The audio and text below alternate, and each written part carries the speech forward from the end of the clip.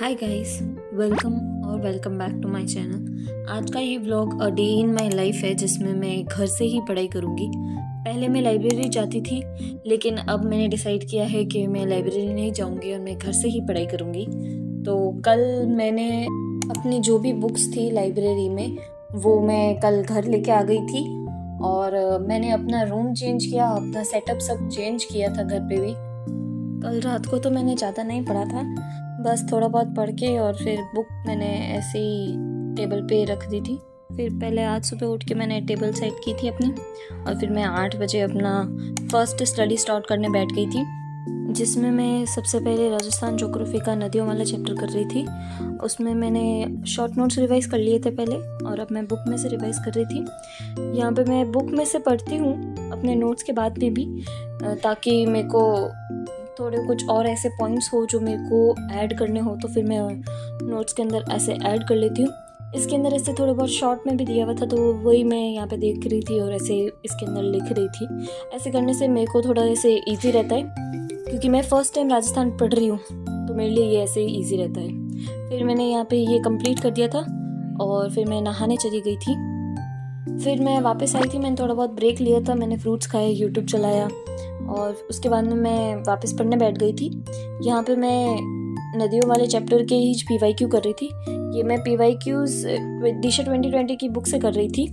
मुझे personally PYQ solve करना सही लगता है, क्योंकि फिर उससे मेरे को पता चल जाता है कि हाँ, मेरे को इस टॉपिक में से कौन कौन से पॉइंट ज़्यादा अच्छे से पढ़ने हैं और मेरे को कौन से पॉइंट नहीं आते। लाइक कि मेरे को पता है कि हाँ, मेरे को नदियों के ये नहीं याद रहता कि कौन सी कितनी लंबी है, लेकिन उसमें से इतने क्वेश्चंस आते ही नहीं है, तो फिर क्या मतलब रहता है कि मैं फिर उनकी लंबाई याद करूँ।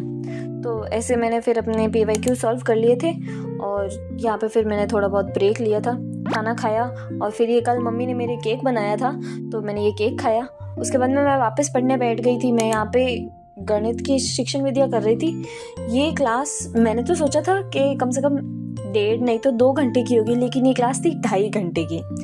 अब यार 2.5 घंटे की क्लास करना, वो भी एक साथ में, बहुत टफ रहता है। लेकिन मेरा ऐसा है कि मैं अगर एक क्लास कर रही हूँ तो फिर मैं वो पूरी कंप्लीट करूँगी। तो फिर क्या करती, मैंने ये क्लास कंप्लीट की। फिर ये कंप्लीट करके फिर मैंने थोड़ी देर ब्रेक लिया था। 4:30 हो गए थे, शाम की चाय बनानी थी, तो फिर वहाँ मैंने अपने लिए थोड़ी चाय बनाई, चाय पी, और थोड़ा बहुत काफ़ी ब्रेक लेके फिर मैं वापस पढ़ने बैठ गई थी।